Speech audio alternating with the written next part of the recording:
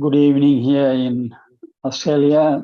Welcome you all to our 125th Interfaith Prayer and discussion that we have been having every week on Thursdays at 7 p.m. Sydney time.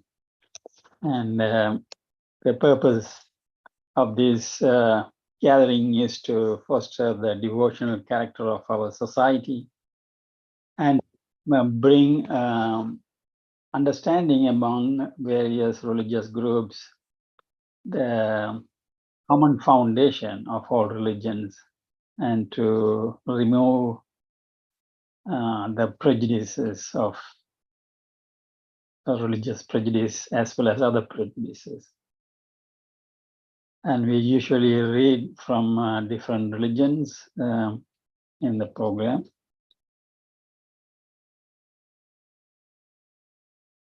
And we, as practice in Australia, we honor the indigenous people and the land. These indigenous people are the traditional owners of this land. They have been living in this land for more than 60,000 years. They have their own spirituality, laws, culture, languages, and they have a special relationship with the land. And they call it a spiritual connection with Mother Earth. So we respect we acknowledge and pay respect to the past, present, and future traditional custodians and elders of this nation we call Australia, and the continuation of cultural, spiritual, and educational practices of Aboriginal and Torres Strait Islander peoples. We acknowledge Aboriginal and Torres Strait Islander tribes were the first sovereign nations of the Australian continent. The Gadigal of the Eora Nation are the traditional custodians of this place we now call Sydney.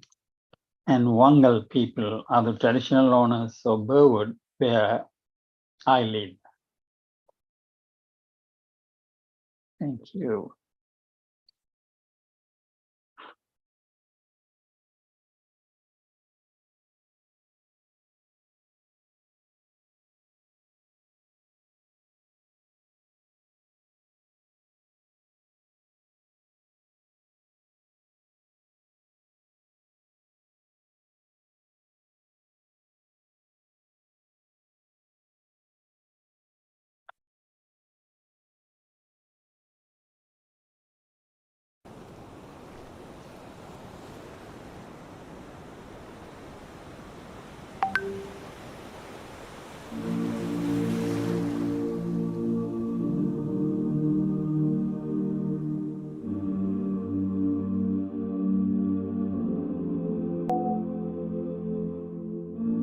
I've been holding for so long, scared I might slip away. Sometimes I just feel so lost, but I know that I'll find my way. Oh, I cannot lie, it's hard sometimes I lose my mind. Constant whispers in my head, temptations I defy. But I know that if I lose your guidance, I'll go blind. That is why I need you. Oh, show me the way. Oh, don't let me stray. Oh, I need you. Oh, I beg you. Oh, take me out of darkness into your light. I know I stay strong, trying hard every day. 'Cause 100 times I've been so wrong, but I know I can make that change. Oh, I cannot lie, it's hard, sometimes I lose my mind. Constant whispers in my head, temptations I defy. But I know that if I lose your guidance, I'll go blind. Protect me, my Lord. Oh, show me the way. Oh, don't let me stray. I need you. I beg you. Take me out of darkness into your light. My Lord, I'm grateful for your mercy. Whenever I fall down, you pick me up. 'Cause you're the one who's always there for me.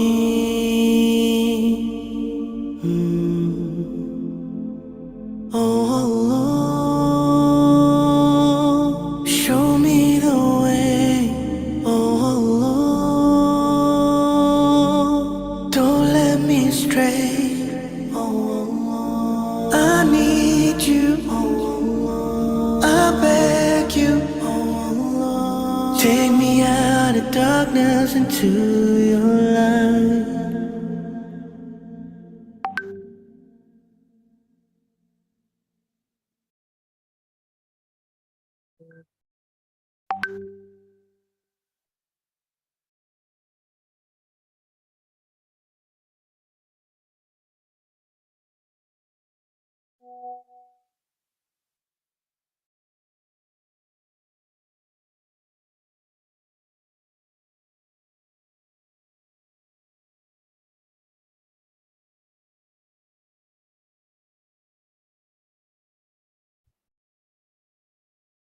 O my God, unite the hearts of thy servants and reveal to them thy great purpose. May they follow thy commandments and abide in thy law. Help them, O God, in their endeavor, and grant them strength to serve thee. O God, leave them not to themselves, but guide their steps by the light of thy knowledge, and share their hearts by thy love. Verily, thou art their helper and their Lord. Wow. Say, no man can attain his true station except through his justice. No power can exist except through unity. No welfare and no well-being can be attained except through consultation. Wow, Lord. Be united, speak in harmony. Let the minds apprehend alike. Come and be your prayer. Come and be the end of your assembly. Come and be your resolution. Come and be your deliberations. Alike be your feelings. Unified be your hearts. Come and be your intention. Perfect be your unity. Rick Fida.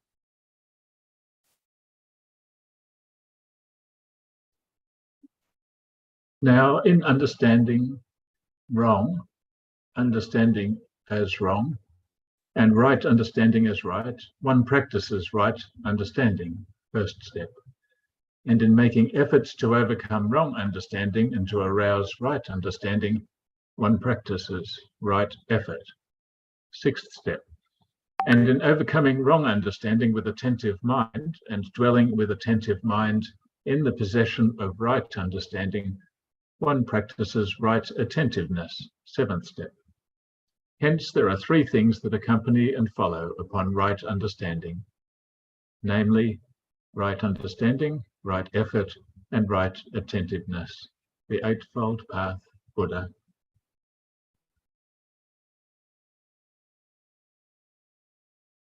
Let the woman live in Ida in the same style as ye live, according to your means. Anoint them not so as to restrict them. And if they carry life in their wombs, then spend your substance on them until they deliver their burden. And if they suckle your offspring, give them their recompense, and take mutual counsel together according to what is just and reasonable. The Quran. The great being saith, the heaven of divine wisdom is illumined with the two luminaries of consultation and compassion.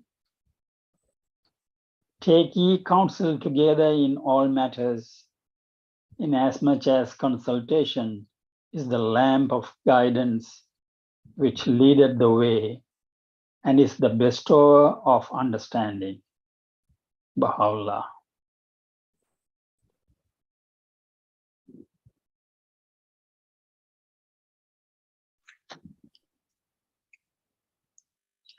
Consultation bestoweth awareness and transmuteth conjecture into certitude.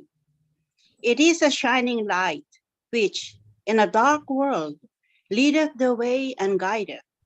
For everything there is and will continue to be a station of perfection and maturity. The maturity of the gift of understanding is made manifest through consultation. Baha'u'llah. Settle all things, both great and small, by consultation. Without prior consultation, take no important step in your own personal affairs. Concern yourselves with one another. Help along one another's projects and plans. Grieve over one another. Let none in the whole country go in need. Befriend one another until you become, as a single body, one and all. Abdul Baha.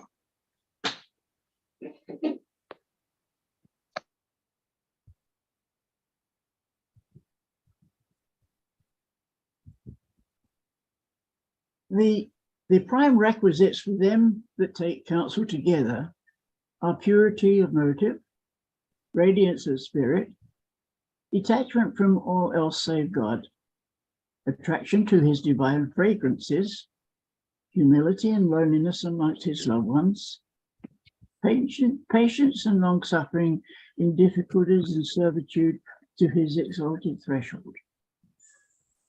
Should they be graciously aided to acquire these attributes, victory from the unseen kingdom of the heart shall be vouchsafed to them at the heart. The purpose is to emphasize.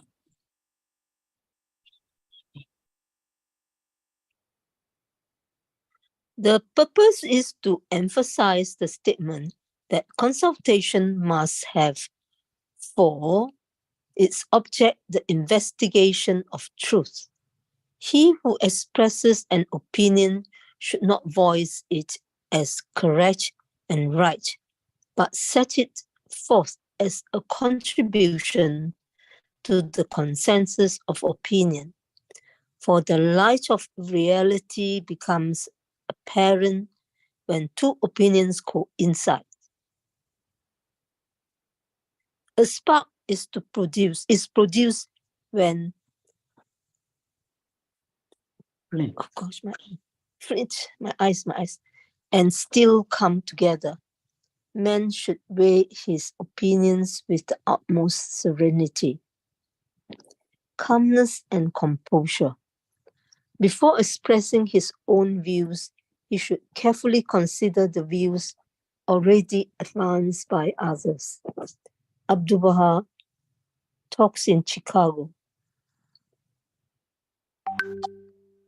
In all things, it is necessary to consult. This matter should be forcibly stressed by thee, so that consultation may be observed by all.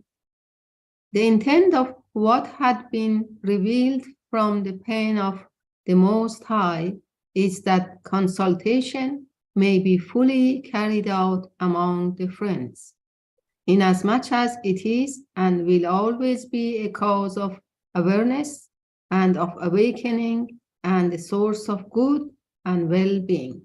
Baha'u'llah.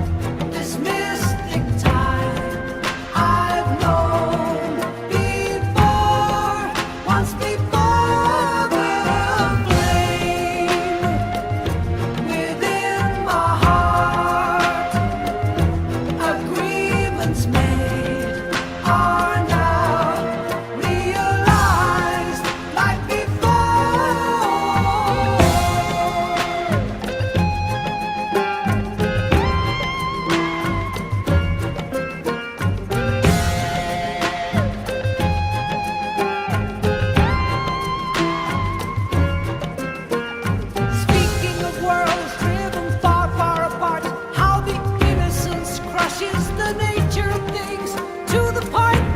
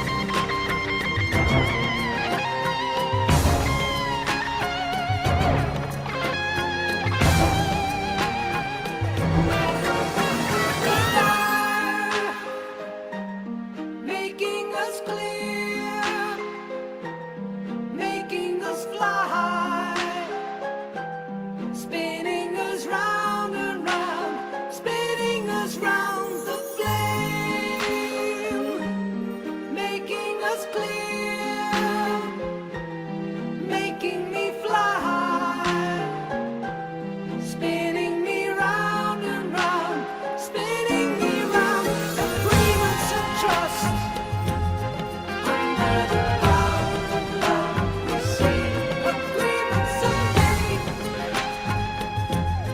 under the power of love. We know agreements of truth under the power of love. We feel agreements of love under the power of love. We see agreements of liberty under the power of love. We know agreements to set you free under the power of love.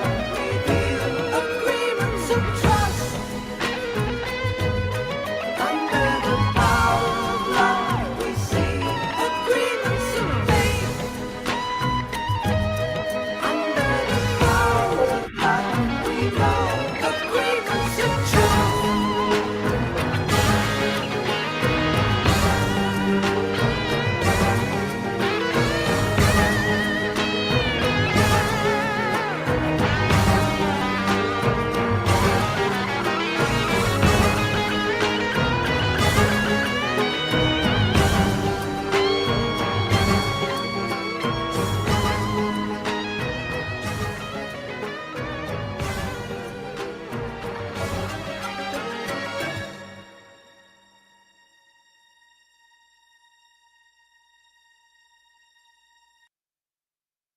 We're on here, boys.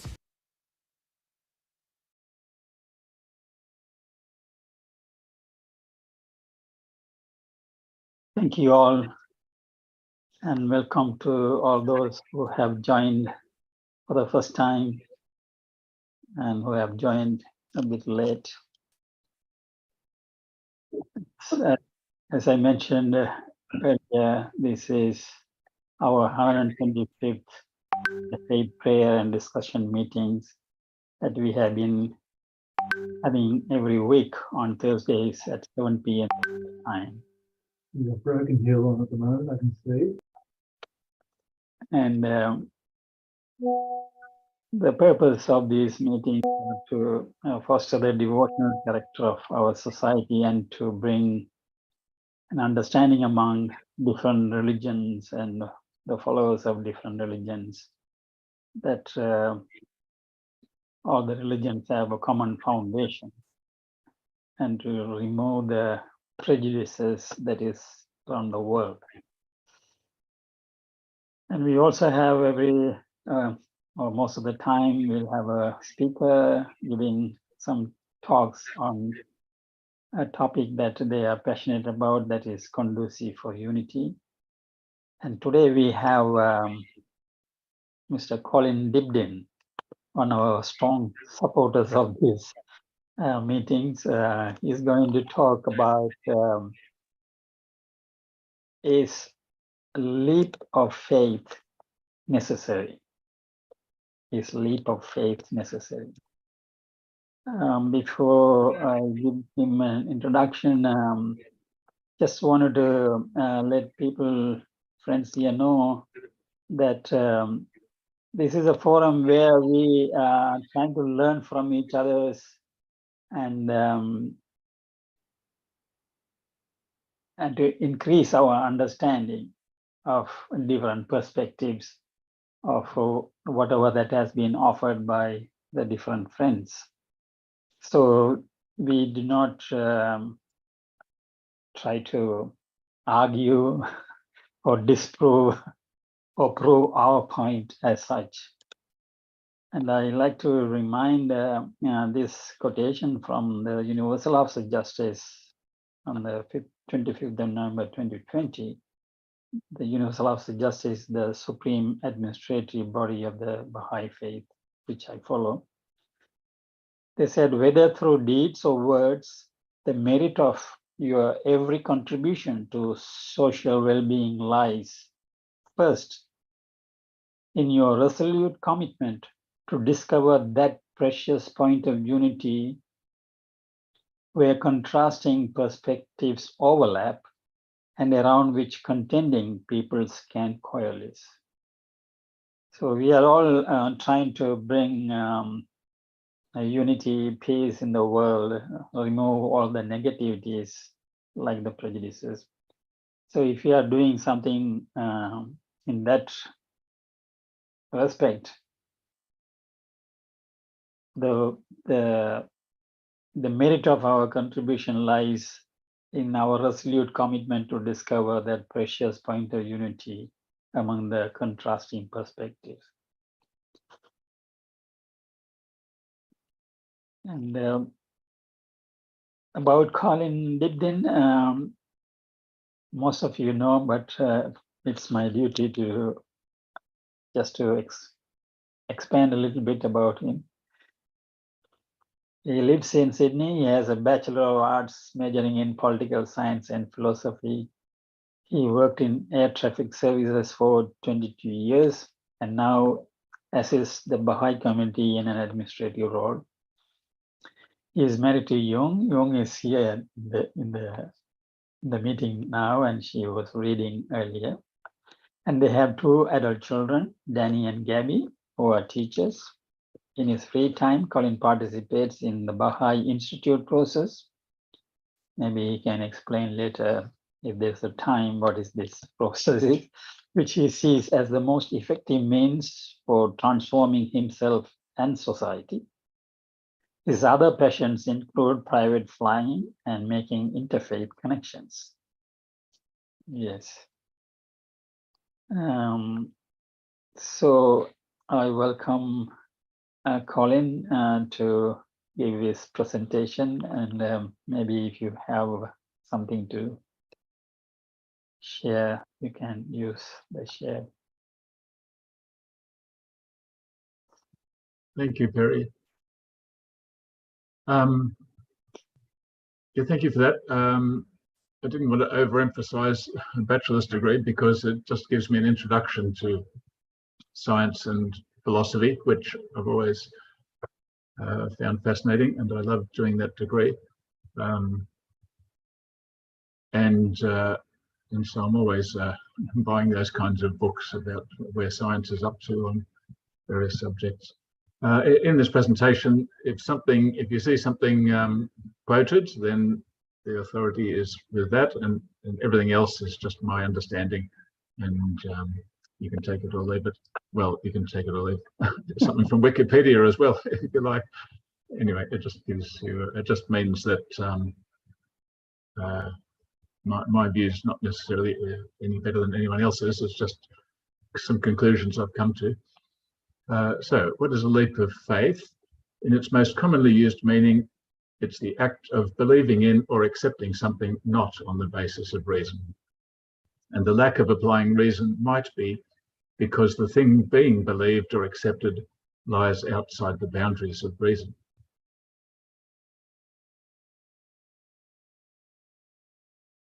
So this is kind of, this image, kind of what you imagine. On one side, you've got the material, the real, the objective, which can be sensed. You've got experience and reason. You've got science. It's where we live and die, and God either does not exist or is hidden on that side of things. And then the supposed gap, and then the spiritual, imaginary, subjective, invisible to others, faith, religion, born again, where God exists and can be known. But according to the idea of that there's a leap involved, there must be a gap, and you don't really know what you're leaping into. That's where the faith part of it comes into. So the image and the description portray a gap that some perceive between the material world we all experience and an unprovable spiritual world. So some current perspectives. I'll have a slide on each of these, but there's the materialist, that there's no God, religions, that history proves there's a God. There's philosophers who are also believers. They say history cannot prove God, but we can know God subjectively. And a Christian response to that philosophical argument. So materialists don't believe there is no God, and Richard Dawkins expresses it very nicely. Faith is the great cop-out, the great excuse to evade the need to think and evaluate evidence. Faith is belief in spite of, even perhaps because of, the lack of evidence. And faith, being belief that isn't based on evidence, is the principal vice of any religion. Richard Dawkins is a scientist. So the gap, this is one way to bridge it, a Christian view. So William Lane Craig is a Christian. He says the Gospels are not only trustworthy documents in general, but as we look at some of the most important aspects of Jesus in the Gospels, like his radical personal claims, his miracles, his trial and crucifixion, and his resurrection, their historical veracity shines through. God has acted in history and we can know it. One way to bridge the gap. So there's some historians and philosophers who don't trust the historical documents that much. So E.H. Carr wrote a book called What is History? And he says knowledge of the past has come down through one or more human minds and has been processed by them. So history does have limitations. Alternatives to relying on history, and this is kind of a sequence of writers, the views evolved. So I'll just read them in the same order. Accidental truths of history can never become the proof of necessary truths of reason. That then is the ugly, broad ditch which I cannot get across. It's Gotthold Lessing. And in the rest of the quote, if you look it up, he actually pleaded with people to help him get across that gap. And then Immanuel Kant concluded that between these two categories, the empirical data of history and the reality of transcendental truths, exists a mighty chasm. Soren Kierkegaard built on that, and he said that truth could be found in subjectivity. And Karl Barth, a Christian philosopher, who a lot of Christians say is not really a Christian, but anyway, he said the man who really has faith knows the truth, that it is impossible for him by his own efforts to have faith. In other words, through our efforts with science and everything else based on concrete world, we can't get there by get our faith through those efforts. You just have to know it somehow. So those are some ways of getting across the gap. A Christian critique of the above alternatives by Gary Habermas. Such leap of faith positions fail to provide the Christian faith with an adequate biblical, theological, philosophical, or apologetic foundation. And I can share these links with you later if you're interested, but he analyzes it quite well.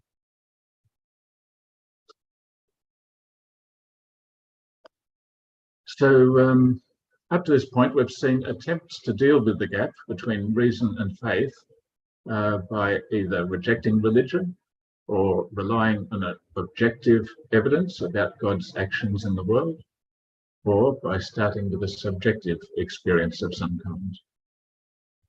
God's actions in the world known through history or other people's experiences should be studied, in my opinion, for their value as a kind of evidence of a spiritual reality. That would be a whole other presentation. However, in my opinion, we can have a stronger evidence of a spiritual reality if we experience it directly. Spiritual experiences such as knowing and loving God and perceiving God's qualities in other people are experiences that we can test for ourselves using a scientific method. And I don't know if who else would agree with me, but I think we can use the scientific method. And we'll look at that in a moment.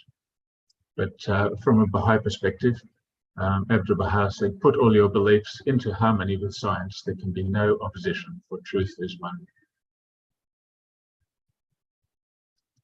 So what is the scientific method? It can be analysed in more detailed steps than these, but this was the simplest diagram I could find. So it's empirical. And is it possible to make it a little bit bigger? Oh, yeah. Okay. Thank you. That's all right, except that now I can't read it.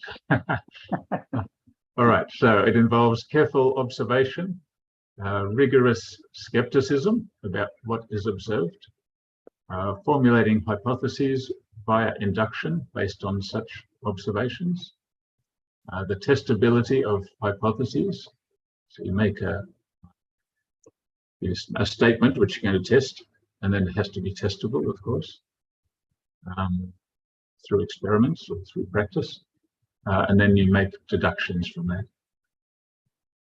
And that diagram and this brief summary is abbreviated from what's in Wikipedia. By the way, I do like Wikipedia as a source because it's peer-reviewed. It's constantly being peer-reviewed, which doesn't mean that it's the truth, but it means if there's something not true, someone's going to correct it eventually and probably add some untruths of their own. But never mind. It's all in all, it's not a bad source as long as you're a little bit skeptical about it. Now, I want to just give a few examples of the scientific method in practice. So a scientist explores material reality. A little bit smaller, sorry, so I can see it too.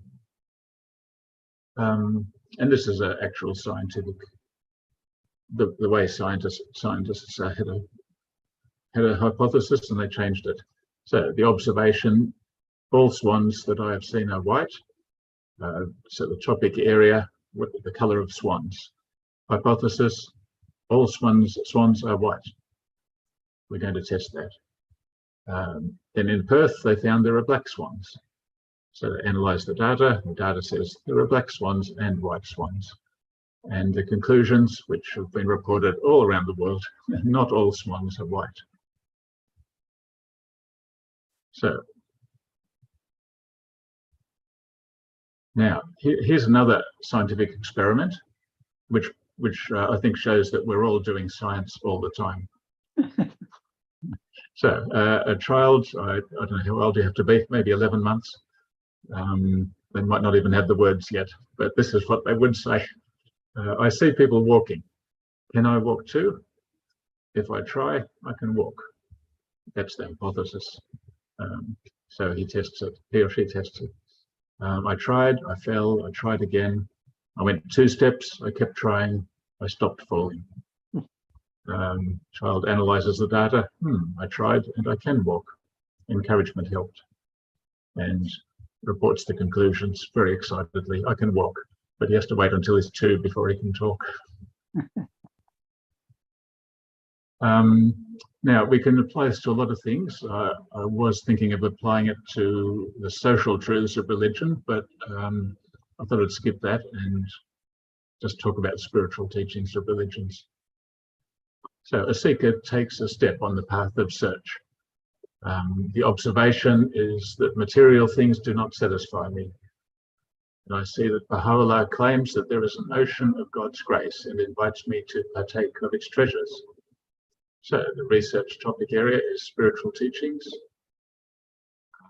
My hypothesis, and these quotes, by the way, are from one particular passage by Baha'u'llah.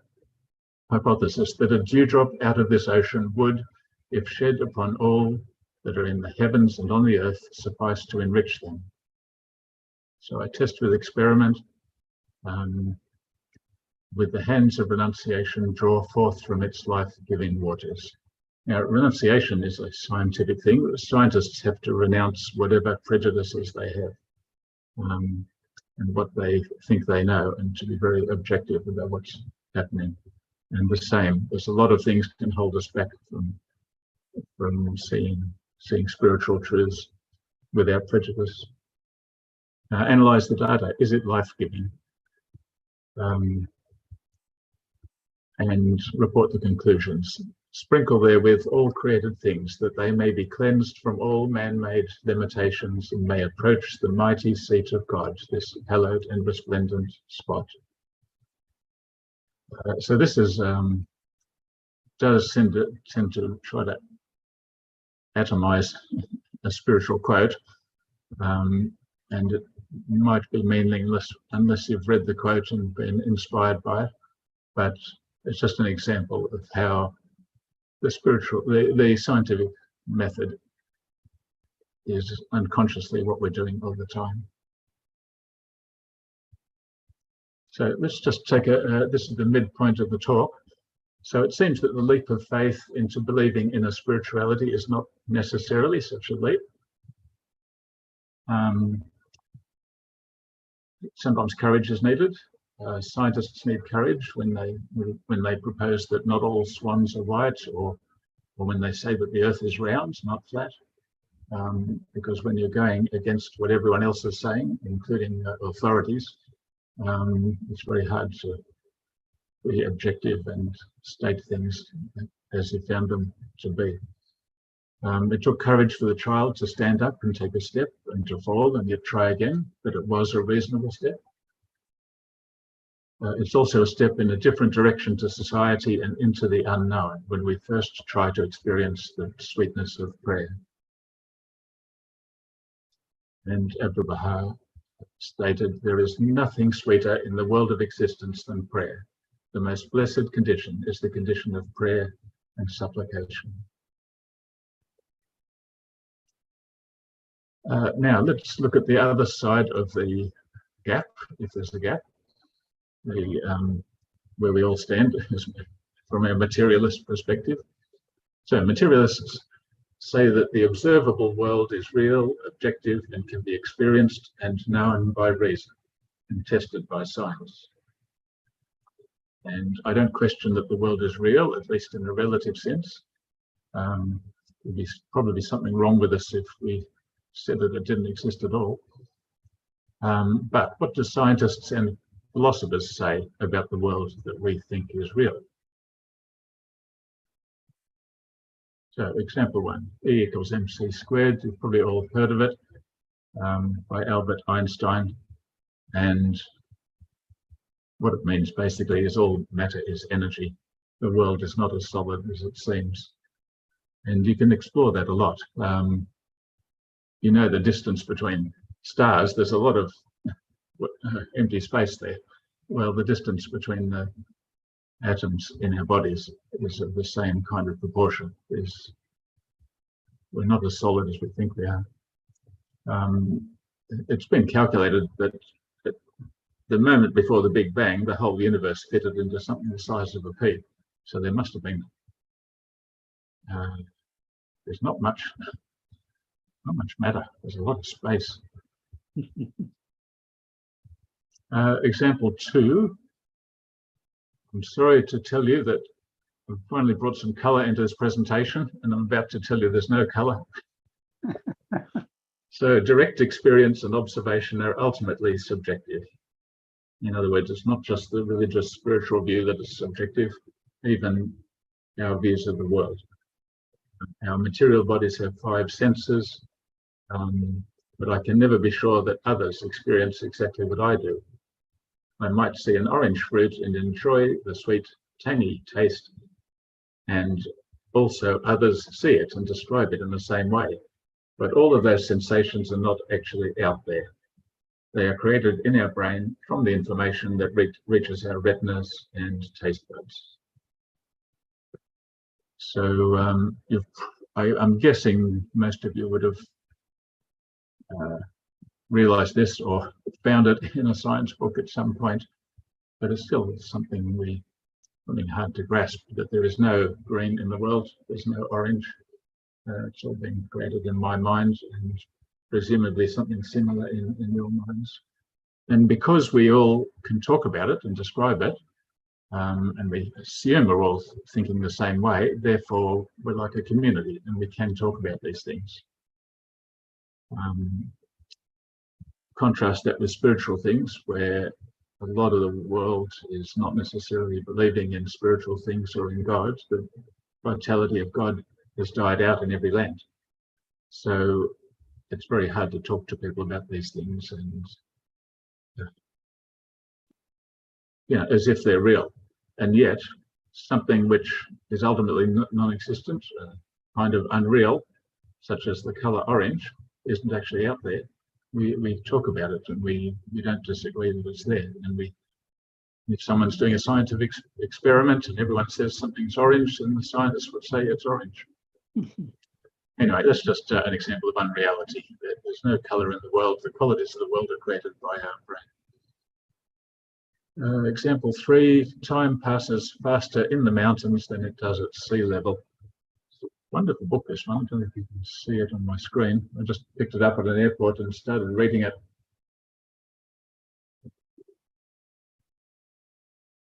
There. Anyway, it's called The Order of Time by Carlo Rovelli. And this is just chapter 1. Time passes faster in the mountains than it does at sea level. It gets worse.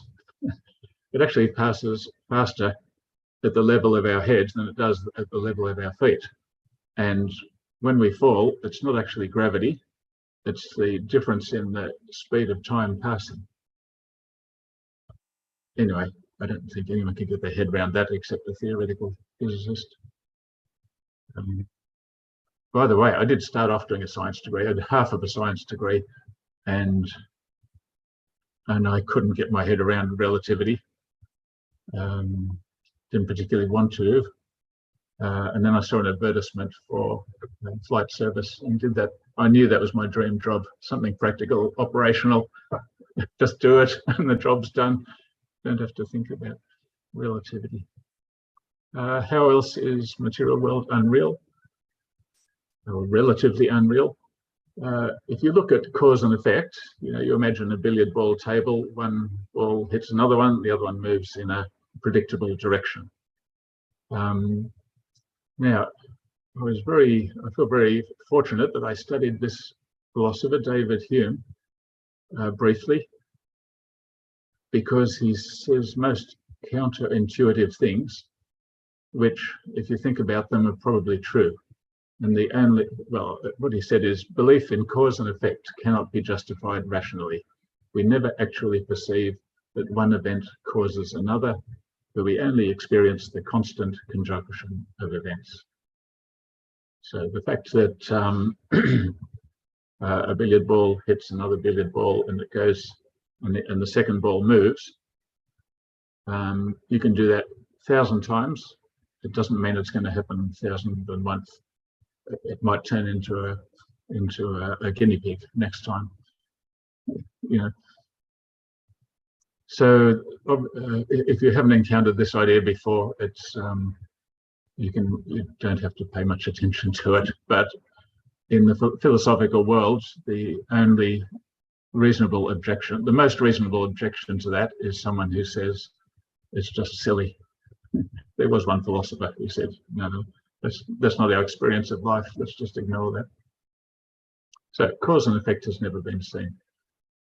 Okay, a few examples of the unreality of the material world. So to summarize, science and philosophy demonstrate, at least to my satisfaction, that all matter is energy, that there is no color in the world outside our brain, that time is not a constant, and that cause and effect either don't exist or are. In this passage by Abdul Baha kind of reflects the scientific view, at least the first half does. This present life is even as a swelling wave or a mirage, or drifting shadows. Could ever a distorted image on the desert serve as refreshing waters? No, by the Lord of Lords. Never can reality and the mere semblance of reality be one. And wide is the difference between fancy and fact, between truth and the phantom thereof. Know thou that the kingdom is the real world, and this nether place is only its shadow stretching out. A shadow has no life of its own. Its existence is only a fantasy and nothing more. It is but images reflected in water and seeming as pictures to the eye. So Abdu'l-Baha has switched it round. It's as if the spiritual world is the real one, and what we're standing on is relatively unreal. So before I conclude, this is from writings of Baha'u'llah in a short book called The Four Valleys, which is now in a compilation called The Call of the Divine Beloved. The story is told of a mystic Noah who went on a journey with a learned grammarian for a companion. They came to the shore of the Sea of Grandeur. The Noah, putting his trust in God, straightway flung himself into the waves, but the grammarian stood bewildered and lost in thoughts that were as words traced upon the water. The mystic called out to him, "Why dost thou not follow?"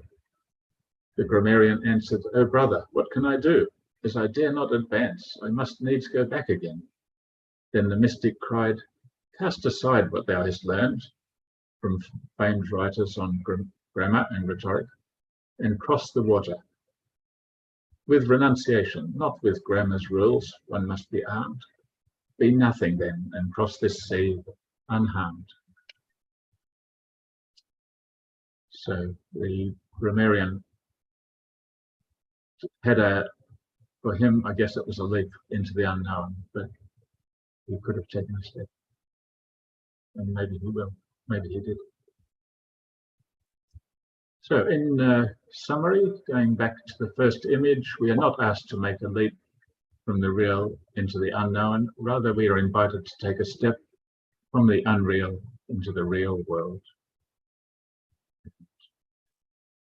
Baha'u'llah wrote in the Hidden Words, "O son of love, thou art but one step away from the glorious heights above and from the celestial tree of love. Take thou one pace, and with the next advance into the immortal realm and enter the pavilion of eternity. Give ear then to that which hath been revealed by the pen of glory."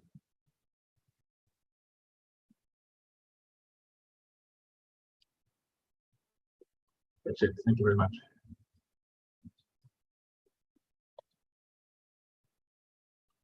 Thank you, Colin. It's very philosophical presentation.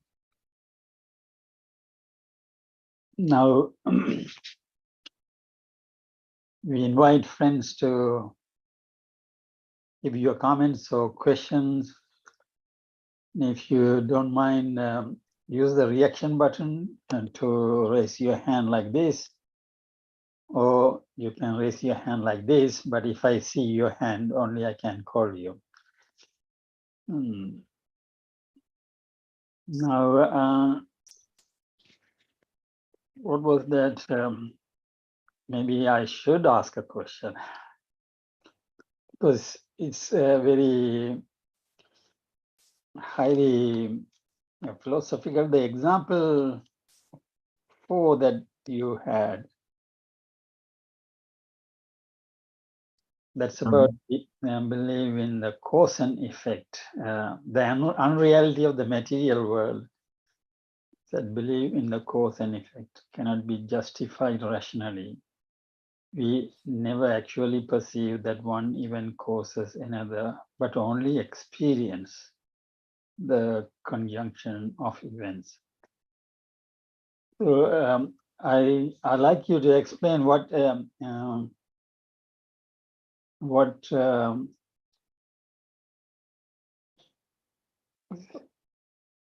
that means, because for me, maybe it is not real, but if I drop a glass, it breaks. I thought that is cause and effect, and in front of my eyes that's happening. So to me, that is real. Why is it that not real? Well, I think it is real, but but I can't prove it. I've never seen it. I've only seen it happening the same way every time, the same as you have.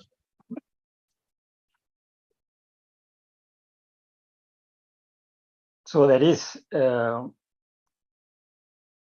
that is real or unreal, and in the material, and as an example you gave, it's an unreality of material things. Just that the world is not as predictable and solid as we seem, because the inductive argument, I mean, there's two kinds of proof, inductive and deductive. Inductive is from experience and from something happening over and over, which is what science deals with. And the scientific view is that everything is a theory, which is strengthened by the fact that things happen over and over again the same way. And then as soon as something happens which doesn't follow that, then they have to change their theory. So it's constantly evolving. Yeah, but it really does undermine, well, in a philosophical way, it undermines the whole of science and life, which operates on cause and effect and assumptions of that. And we can't possibly live.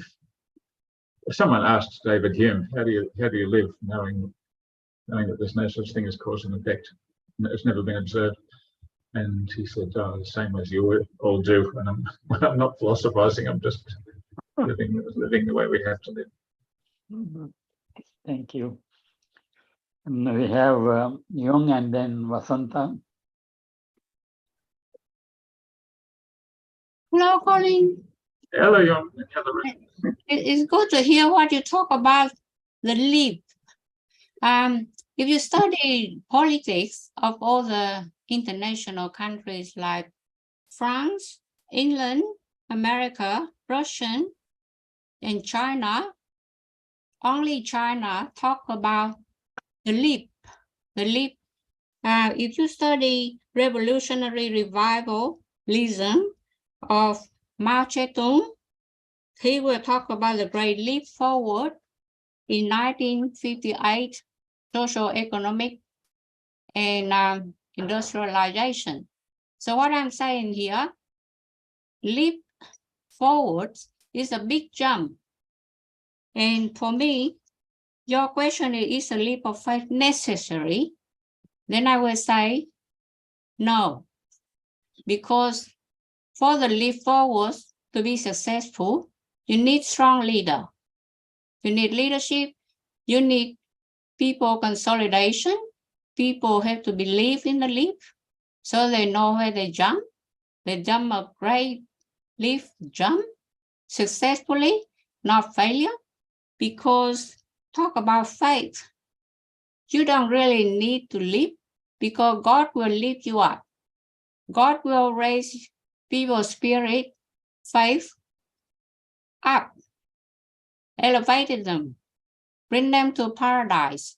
So really, if we want to live, we close our eyes and we live, we might jump into the valley, jumping down to the ocean and get eaten by the shark. So for me, that is my answer, because when we talk about the leap forward, we talk about revolution.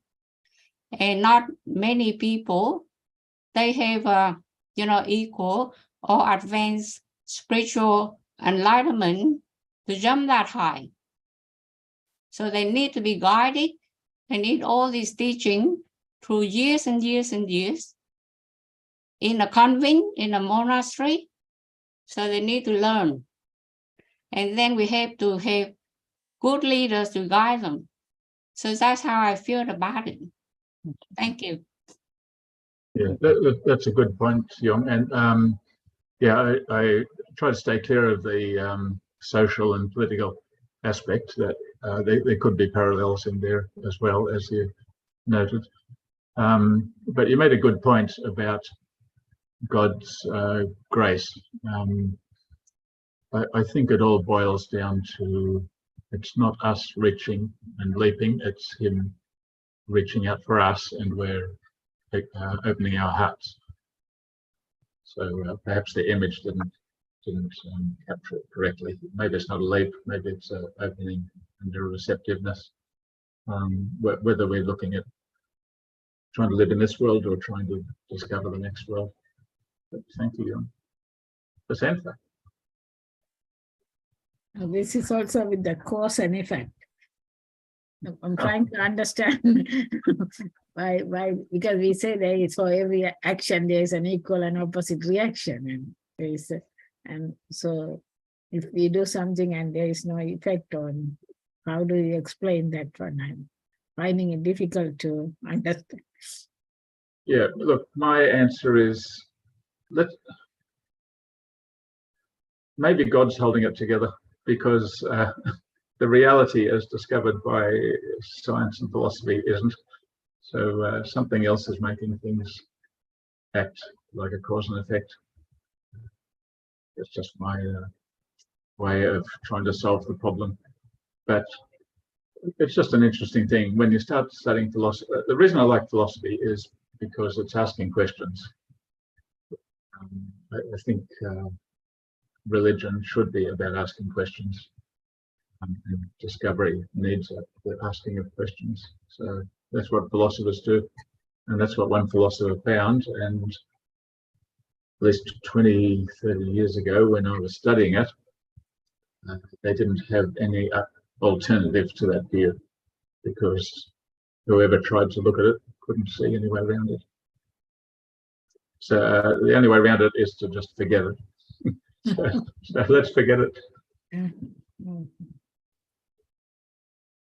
Siva from Malaysia. Oh, you're muted, Siva. Get unmute. Hey, Colin, I'm happy you brought up the point that consultation is spiritual. It's a spiritual thing to find the answer. That's one. Then the other thing is, I think people of all religion, once they read the writings, their faith in God will grow by leaps and bounds. So I, as a Baha'i, after reading from the time the faith was initiated till now, the faith has grown leaps and bounds. And I find it, even today, the consultation, the way of doing things, etc., change from the world today. It has changed to a positive effect. Thank you. Siva, your microphone's a bit faint. Second point, I think I understood that is that if you read the writings, then you can progress in leaps and bounds. Is that right? Spiritually, yes. Spiritually, yeah. And the first point was about consultation, was it? Yeah, first point, the consultation should be done in a spiritual manner to get the truth. Yeah, exactly. Finding the truth isn't necessarily an individual effort. It should be consultation is sometimes essential, but that consultation has to be spiritual. It can't be a debate. Thank you. Zora. Yes, hello. Thank you, Colin, for the presentation, which is quite hard for me to even ask a question. It wasn't very easy. Sorry.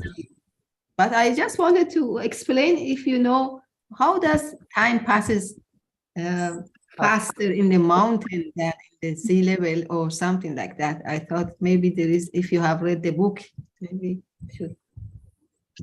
Look, yeah, once again, this whole relativity and everything that science is coming to is just getting more and more distance from our daily life. And yet, the way science works is first you have the hypothesis and then you test it. And that was a hypothesis, I think, which it might have arisen out of Einstein quite a long time ago. But now they have measuring instruments. And it's not just this timepiece, this watch or whatever at the top of a mountain and one at sea level, or even in space and one at sea level, one moving, one stationary, all those things. They can even measure it from the height of a few centimeters for a person, the difference in time. I can't pretend to understand it. That's why I quit science, because it's concepts are so far from the reality which I experience. But Yeah. I also wanted, thank you. I wanted to say that spiritual world is more mystic and is something to look forward to it. If you deep into the writings, you can know more and more, but the material world, I think that is another, I don't know. I agree. I think you need a very big brain to try to even think you've grasped some of these concepts of theoretical physics. And this author, Carlo Rovelli, he says, he reaches a point where he says this is his theory, but others have a different theory. That was about wormholes, something called wormholes.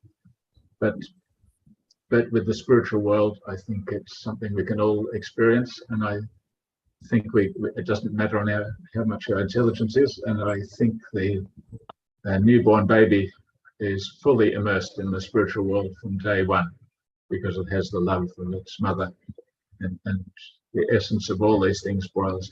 The essence of the spiritual world is love. Thank you very much. Thank you. Thank you. Sorry, yes, I have a comment or question, but before that, our friend Pangaj was a regular participant, but he has put a comment on the WhatsApp. He must have been listening, or because I was putting screenshot of your slides in our group. So he is saying that without faith, a person would not be able to even breathe peacefully. What do you think about it? Any comment? Yes. Now, I don't know if that means faith in spiritual things or faith in material, but if we take it from a material viewpoint, absolutely. If I didn't have faith that the ceiling was going to stay up and that spiders weren't going to crawl in, then I would have trouble sleeping peacefully, for sure. Yes. And also then he says, sincere curiosity is the launch pad for a leap of faith. Yeah. So there is still a leap in everything, in every bit of progress.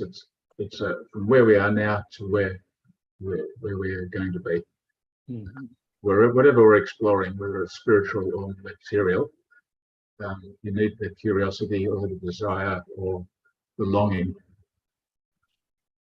If you haven't got curiosity, then you probably won't make that much progress. Anyway, now I come to my question or comment.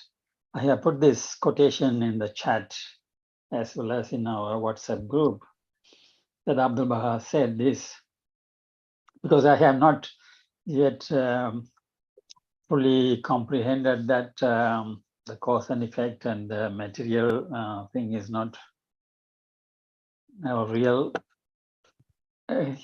He says about fate and predestination.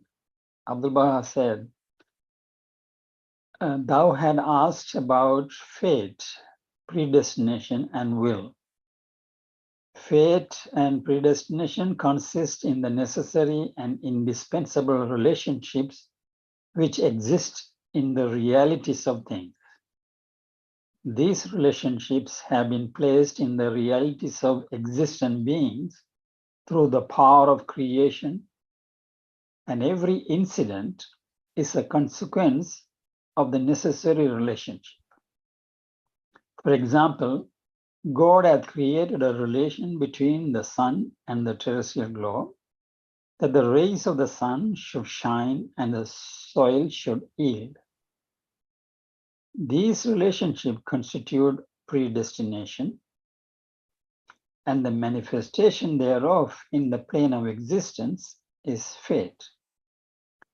Will is the active force which controlleth these relationships and these incidents. Such is the epitome of the explanation of fate and predestination. And he goes on to say, I have no time for a detailed explanation. Ponder over this. The reality of fate, predestination, and the will shall be made manifest. Now, in that, he says that there is some necessary and indispensable relationship exists between the realities of things, and it is placed by the power of the creation, the means by God, and every incident is a consequence of this relationship. So, reading that much, it looks as if there is some sort of a universal law that God has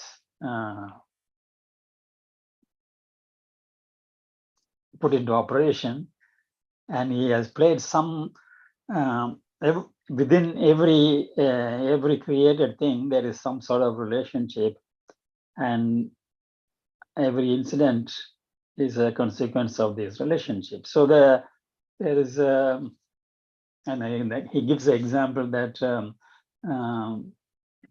God has created that the sun should shine and the earth should yield. So there is to my understanding, is there is a cause and effect, and everything that is happening in the world is because of that relationship. And he says that that constitute the predestination, and the manifestation thereof in the plane of existence is fate. And then he concludes that will is the active force that controls these. Anyway, how do you reconcile this statement of Abdul Baha with that what you said about the unreality of material things, cause and effect? Well, it's only an idea, but I would say that Abdul Baha is right, but I would also say that science and religion need to be in harmony. So we have to think about the fact that no one has ever seen cause and effect, the actual thing causing the other thing. We've seen a constant conjunction, but we haven't seen the cause and effect. So what does it mean? Well, for me, it means that where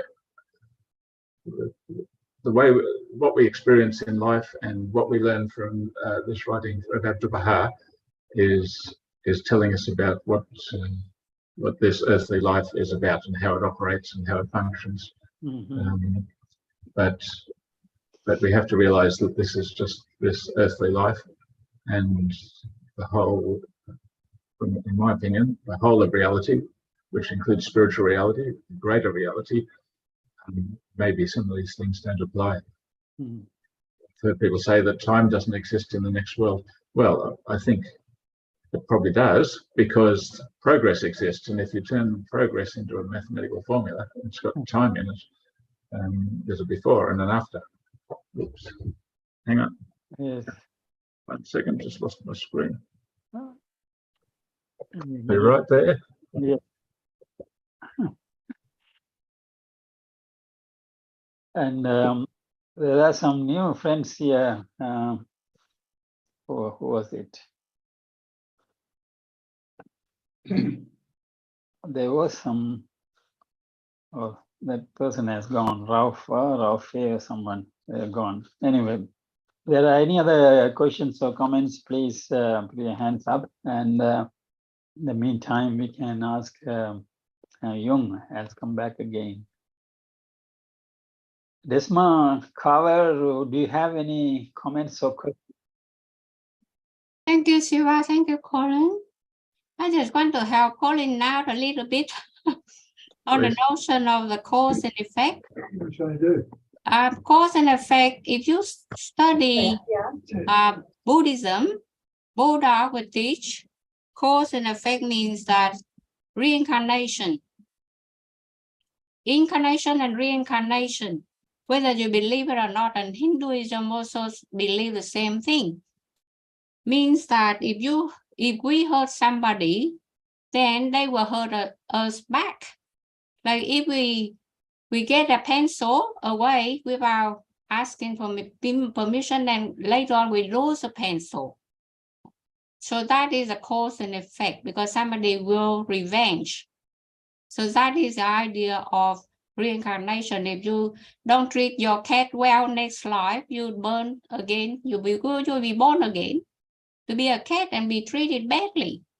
So that's how, if you study Buddhism or somebody told you from Buddhist studying, I'm a Catholic anyway, so whether I believe it or not, but I just listen to them. And so that is all about reincarnation.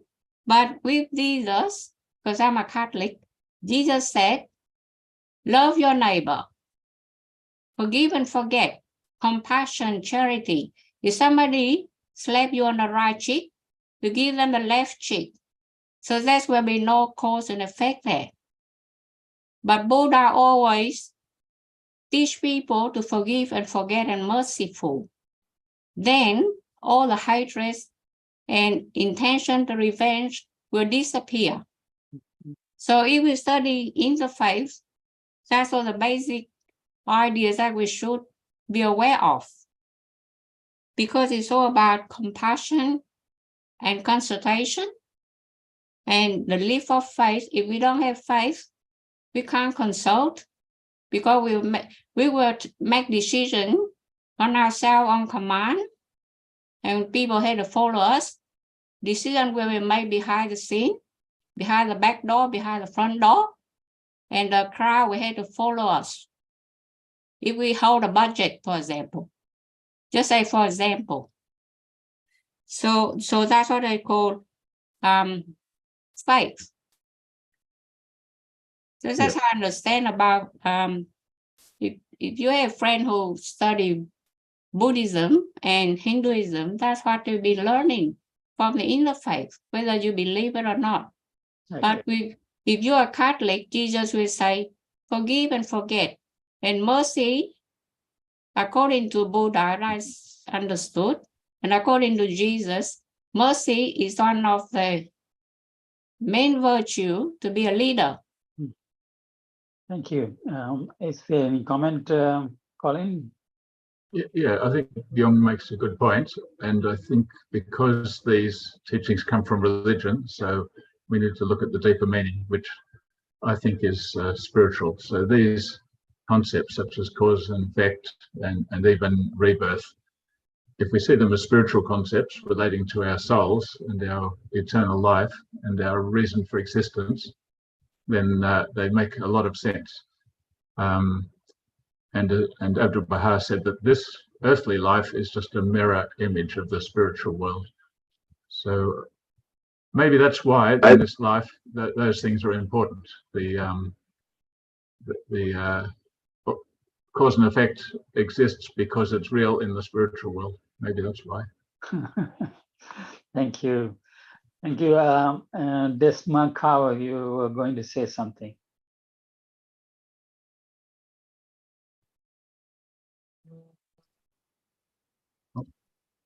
You have to unmute and speak. Yeah, I accidentally muted you again when you unmuted. Sorry, try again. You have to unmute. You have to unmute. Okay, okay.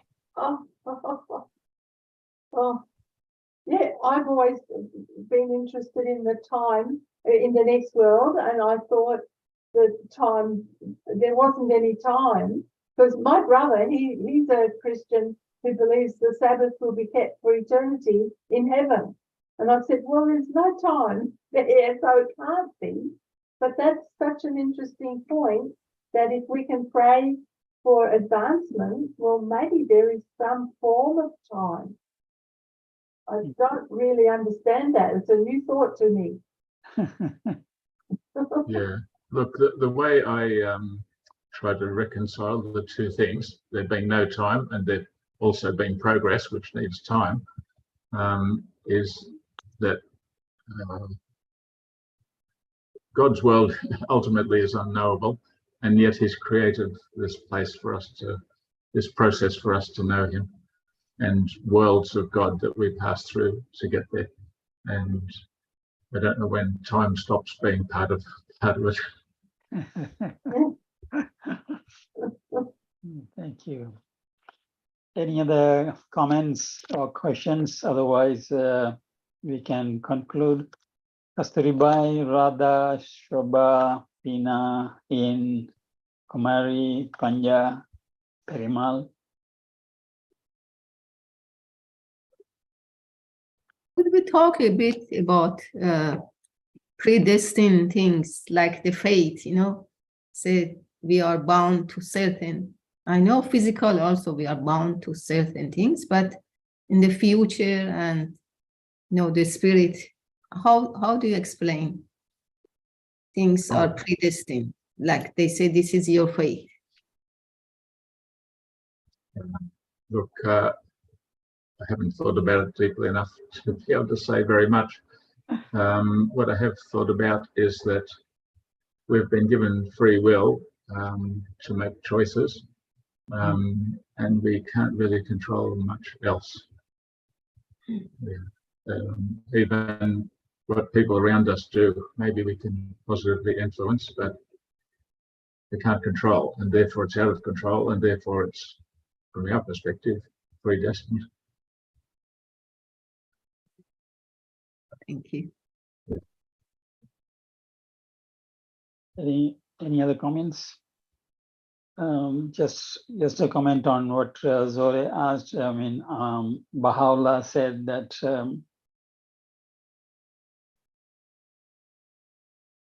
fate and destiny are of two kinds. One is irrevocable, that is fixed, and the other one, he says that people call it impending. And that can be changed by prayers and entreating, but both have to be accepted, because this is what Baha'u'llah said. But what my understanding is that we do not know which one is the irrevocable fixed one, and we don't know which one is that can be changed by prayers and entreat. And he also said that the fixed one, only God can change, but if he has to change it, the consequence will be much more severe than what it would have been originally fixed for it. So in a way, what it is telling us that whatever that happens to us, we had to accept. And there's a reason for that, but we don't understand it. So Yeah, yes, Colin.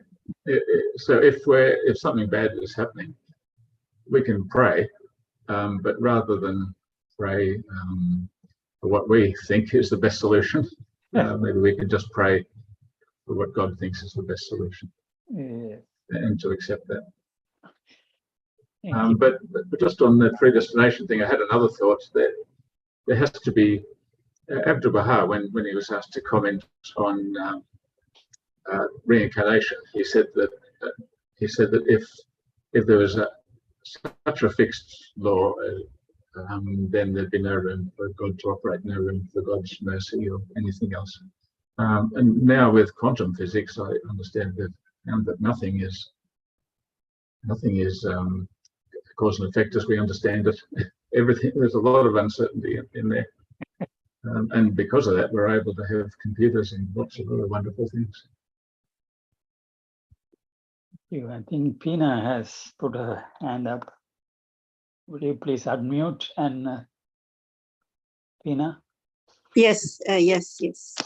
Sorry, I cannot on my video, but it's okay. Yeah. So whatever that comes to us, and sometimes it's a test, difficult test, because understanding that God is just, and whatever that is given to us, that means he has given us also the capacity to overcome it or to conquer it. Because I'm thinking about this, what is this fate that is impending, and what is this fate that has been ordained that it shouldn't be changed, because it will be worse if we change it.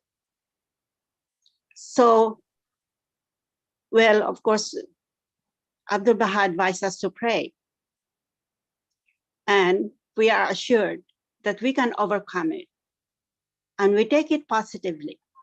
And it is given to us for our own perfection. So let us accept it, pray for it, and be assured that he will help us, because he won't give this to us if we cannot conquer it or we cannot solve it, because God is loving. Thank you. Yeah, I agree with Pena, and that's why we should take a step on the spiritual path, because that's the world I think we can enter and we should be living in. Okay.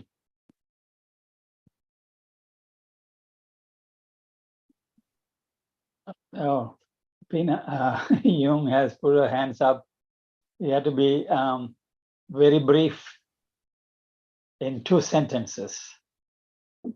Thank you, Shiva. I think you're the best person to answer my question, please. I just heard about testing from God. Wow.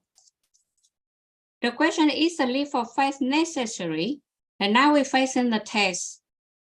Some of the principles that the Baha'i people run is trust, faith, truth, love, liberty. And then we have freedom. But now we are facing the test of love. Why? Because we are heading to Ukraine war, nuclear power, submarine, nuclear power, everything, missile, rockets. Now, if you said you pray to God, how are you going to do it? And when God going to give us an answer? And whether that will lead us to the question of, is a leap of faith out of hatred is necessary, and how fast it can be done? Thank you very much, Yoba. You want That me? was for you, Sila. I got into bed. Well, the leap of faith that Colin was presenting is the individual's faith.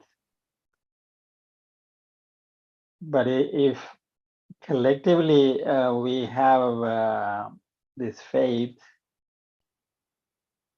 then that means we believe in God and his messengers, and we try to follow his teachings. Then we will find that the spiritual teaching, that is the moral virtues, they are all emphasized in every religion. Now, if everyone tries to follow that path of virtuous life, then there won't be hatred, there won't be disagreement, there won't be war. So that is the way out of these miseries. But on the other hand, I mean, we have to pray to God, and if we need anything, we have to ask him. But he only decides what to give, when to give, because he knows what is best for us and when is the best time. So the choices that we make in our life, that is where the problem comes. If every choice that I make is good for me as well as for others, then there will be less of misery. But every choice I make is only about my well-being and I'm not concerned about others, then there is bound to be problems. I hope I understood your question correctly and gave the answers. Can I add to what Siva said, Phil? And that is, in a sense, the scientific method applies not just for individuals, but for society and for the whole world. And not just Baha'is, but everyone who walking with Baha'is is learning through a process of trial and error, through action, reflection, planning, action, reflection, planning, to see what actually helps communities. So this, in a way, it's like a giant scientific experiment, but it's making progress. They find where the Baha'is and all who are collaborating and trying to follow Baha'u'llah's teachings, whether or not they're Baha'is, are finding that what works, and gradually whole communities are being transformed. So I think the world is changing, but only when people listen to the word of God. That's my view. The spiritual teachings and social teachings all have to be listened to. Otherwise, we're not actually going to change anything in the world. So what I perceive is your question, is a leap of faith necessary? It's very much depending on the context and the situation of each nation. Each individual, it's not, this presentation is about individual, not a nation or a group of people. Yeah. Just like Russian people, when they took power over the country, and they want people to believe in the state and the government, and they don't want to open the church, and they don't want people to go and worship God. That's what we will study at university for that sort of time frame, when the Russian people just want people who want to follow socialist and communist doctrines. They need to follow the state and the government, but not the church, not the Vatican or the Pope. That's what our students were taught. I mean, I don't, sorry, I don't know whether there is any country where practice of religion is censored, where it is disbanded. Almost every country, there is a freedom of belief. But there may be that some religious groups are persecuted in certain countries, but every country, they allow to practice at least some religions. But it is, we had to avoid ourselves picking on a particular country or a particular leader, because once again, Abdul Baha clearly said that if you do not have anything good to speak about nations and leaders of nations, then better not to say anything. So it's rather what we have. I think the Colin in his biography mentioned that the institute process, how it helps him to transform and to work for the betterment of the world. And that is what we had to try and do. I mean, individually, how we can become better, and individually, how I can contribute for the betterment of the world. And if that transformation takes place and mutual, the twofold actions are taking place around the world, then this changes whatever you want to see in the world, in the countries. it will gradually take place. So we are not trying to change the top. We are trying to change our own individual hearts at the ground level, and that's through this guidance from God. I mean, whether it is Jesus Christ or Buddha or Muhammad, it doesn't matter. I mean, that's why we read from all the religions, and we can see they are saying the good things. Yes. Social media, radio, TV, newspapers, books, recommended textbooks in all different universities for different states and different nations. They all talk about the oppression of religion in some countries, and we cannot hide the truth. True. That is one of the virtues that the Baha'i stand for: trust, faith, truth, love, liberty, for freedom. So we cannot hide anything because everybody already knew about it. Yes. That's why revolutions happen. Yes. Thank you. Thank you. That's all I want to say, because Okay.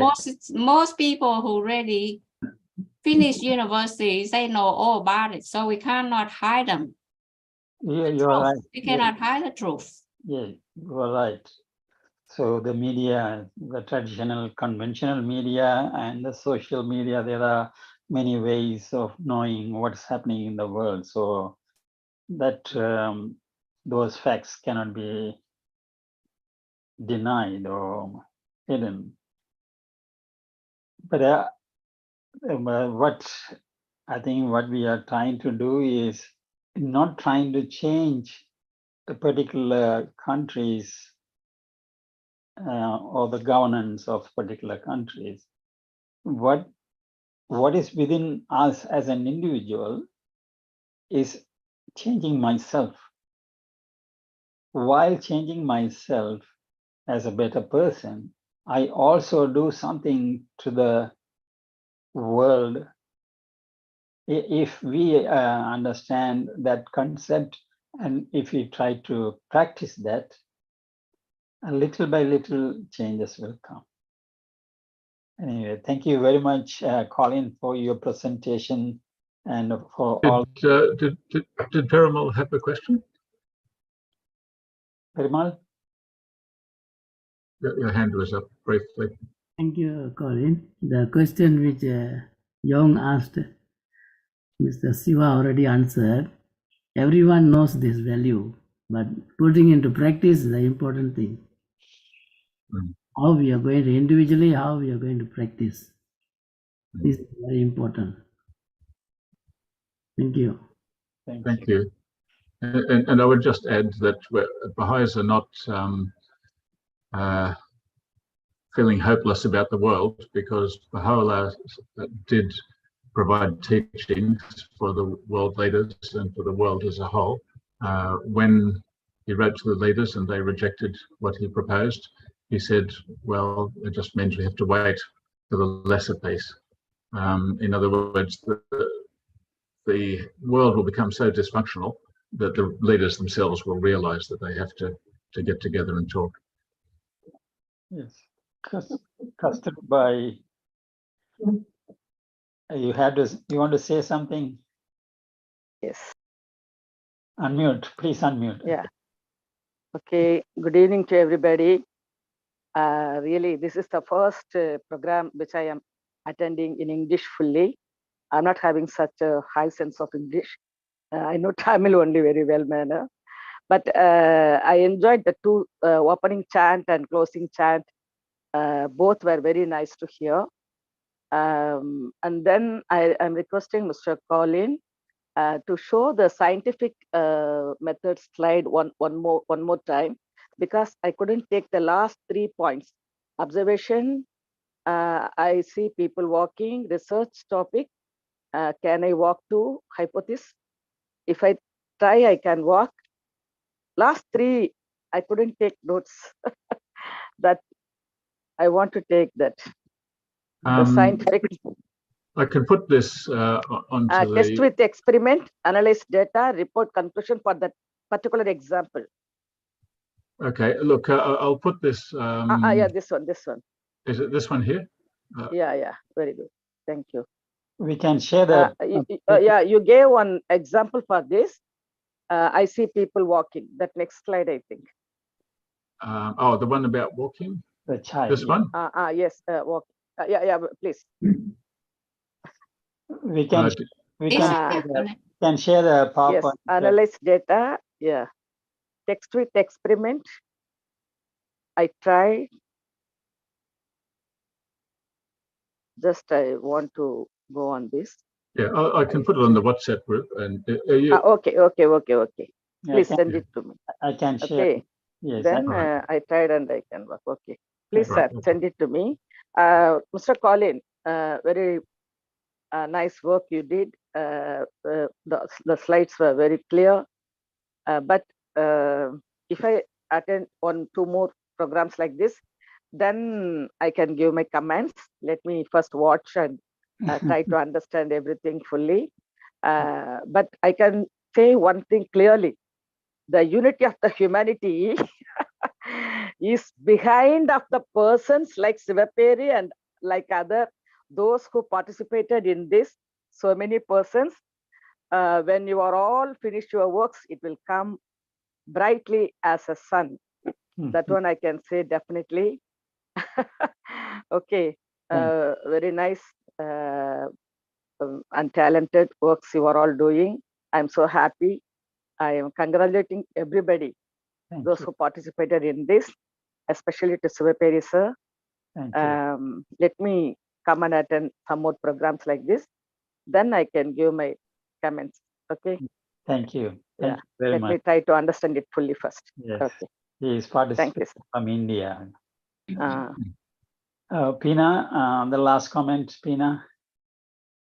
I remember saying, I just paraphrase. I'm not sure if I'm getting it right. It says, when I thought I was smart or clever, I wanted to change the world.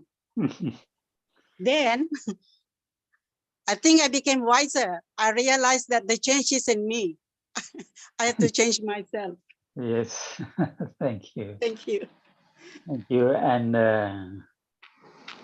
okay. Okay. Thank you, Colin. Thank you, everyone. Thank you. We'll see you next week. Thank you, Colin. Thank you, Suha. Bye-bye. Thanks, Basanta. Thank you, everybody. Maria. Thank you, young prophet.